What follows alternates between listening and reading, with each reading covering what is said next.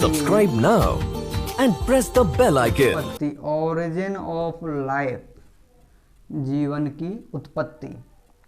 तो जीवन की उत्पत्ति के विषय में कई वैज्ञानिकों ने तरह तरह पर अपने प्रयास किए खोजने के कि जीवन की उत्पत्ति आखिर कैसे हुई, और कई वाद सामने आए, कई आंकड़े मिले, लेकिन फिर भी जीवन की उत्पत्ति के बारे में पृथ्वी पर कि कैसे हुई जीवन की उत्पत्ति, इसके बारे में पूर्णतः कोई ऐसा प्रमाण नहीं है जिसको सजग तरीके से कहा जा सके कि जीवन की उत्पत्ति ऐसे हुई थी।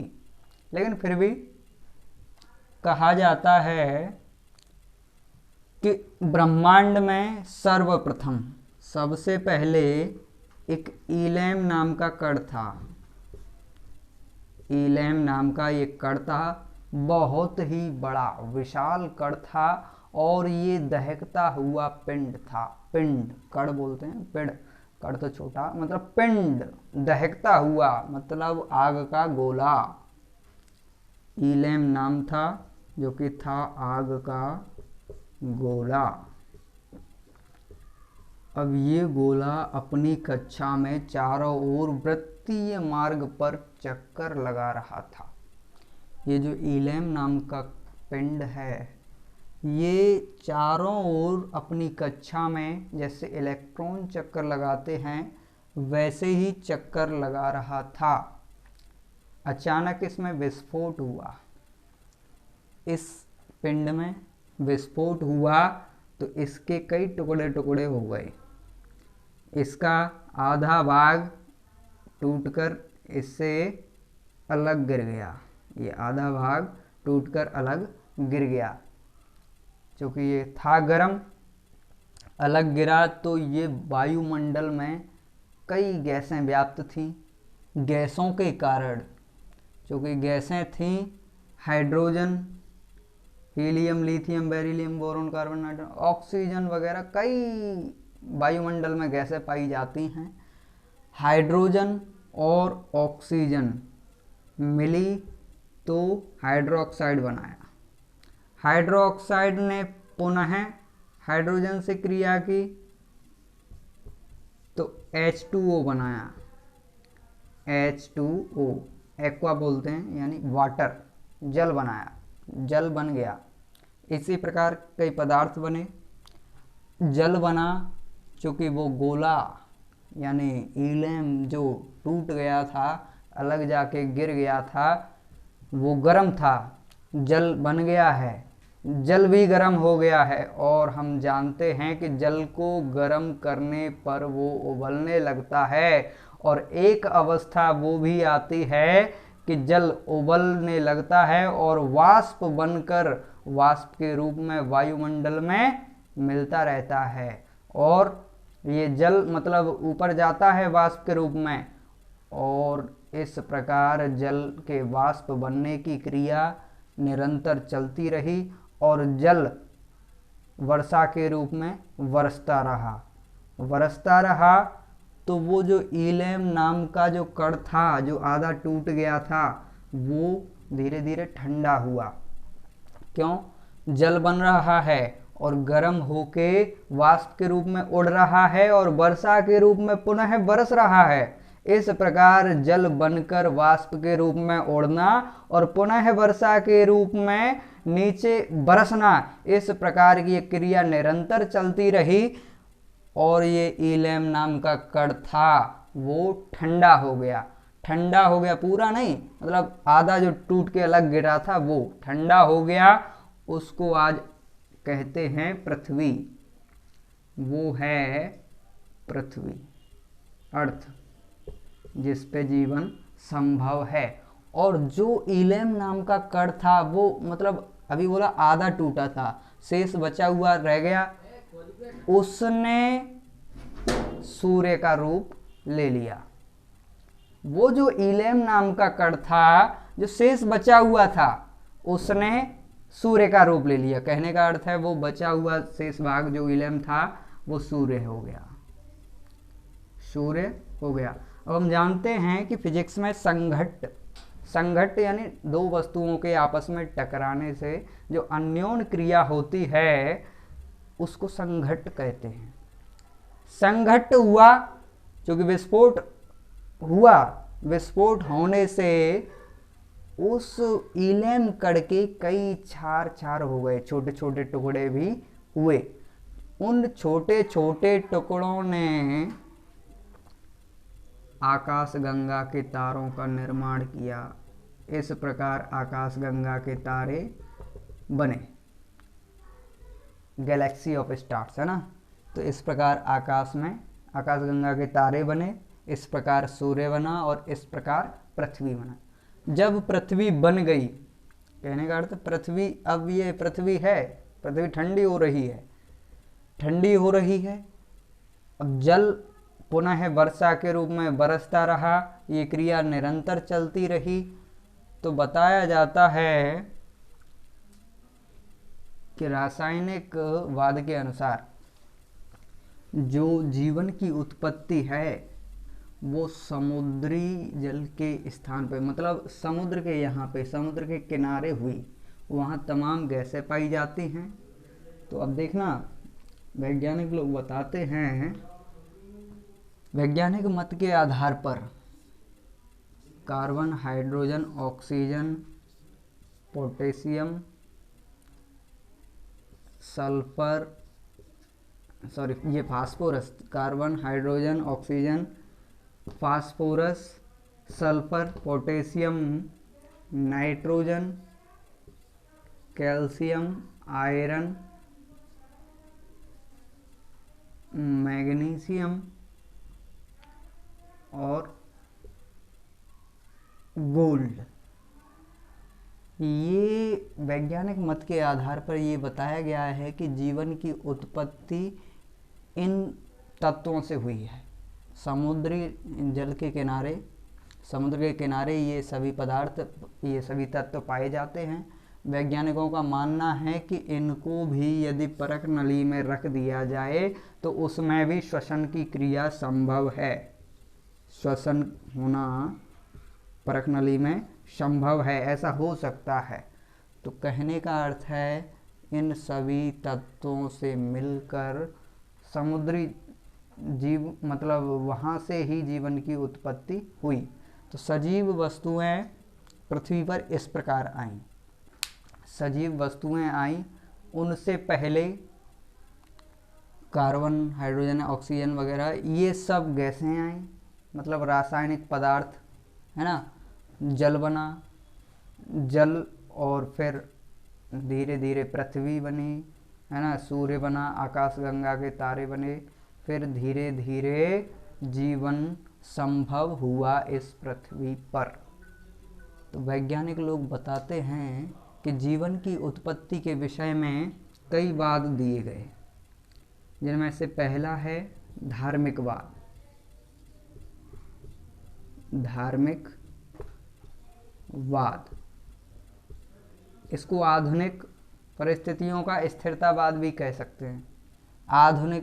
धार्मिकवाद ही बोलो।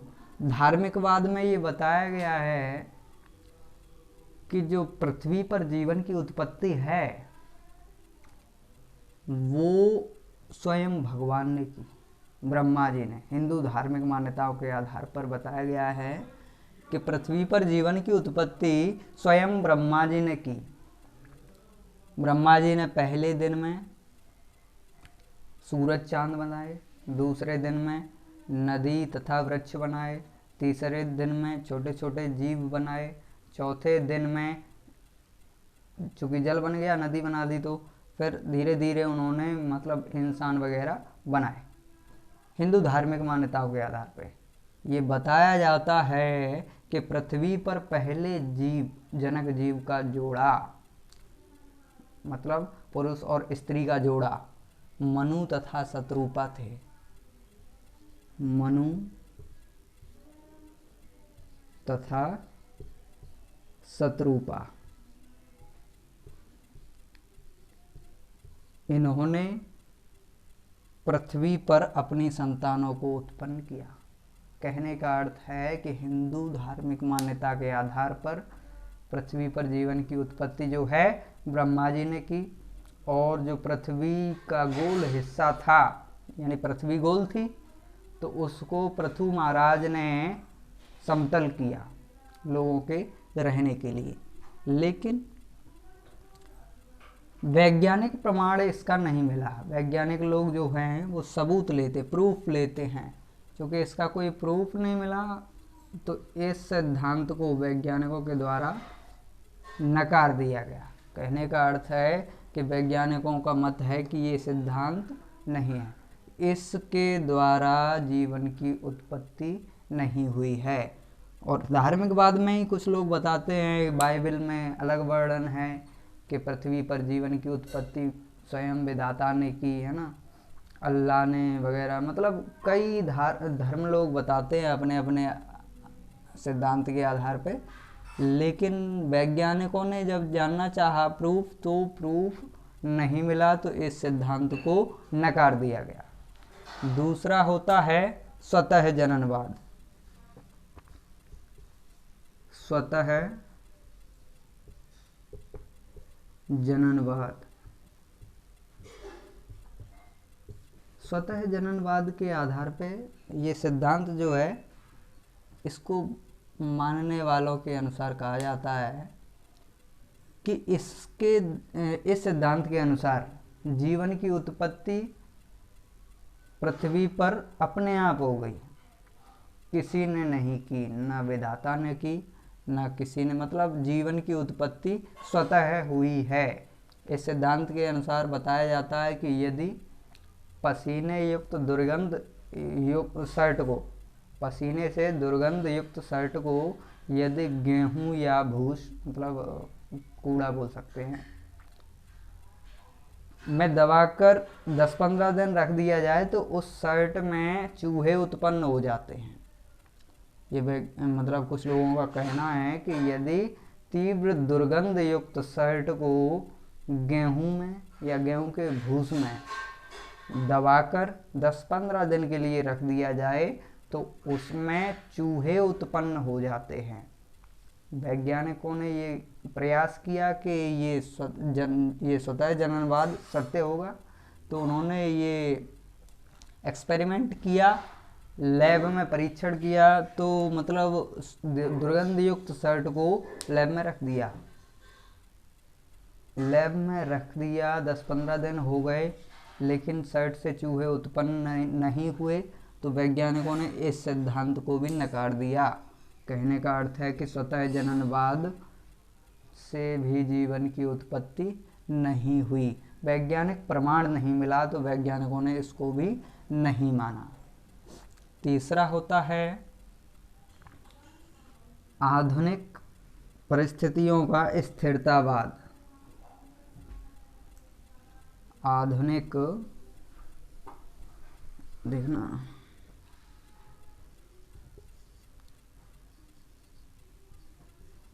आधुनिक परिस्थितियों का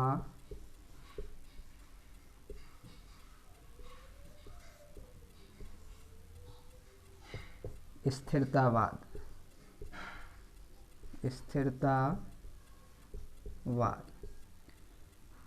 ये सिद्धांत बताता है कि पृथ्वी पर जीवन की जो उत्पत्ति है वो मतलब कभी हुई ही नहीं। पृथ्वी पर जीवन की उत्पत्ति कभी हुई ही नहीं। जो जीव हैं, सजीव जीवन जो जीते हैं, सजीव जातियां हैं, वो पुनः पृथ्वी से भी पूर्व यहाँ पे पाई जाती थी। मतलब जीवन पृथ्वी पर पूर्व से ही था। कहने का अर्थ है कि जीवन की उत्पत्ति कभी हुई ही नहीं। ये आधुनिक परिस्थितियों का स्थिरतावाद है। वैज्ञानिकों ने इसका भी प्रमाण जानना चाहा तो इसका भी कोई प्रमाण नहीं मिला, तो इस सिद्धांत को भी नकार दिया गया। इस सिद्धांत को भी वैज्ञानिकों ने नकार दिया। चौथा था जीवाश्म जीवों का सिद्धांत, जीवाश्म जीवों का सिद्धांत।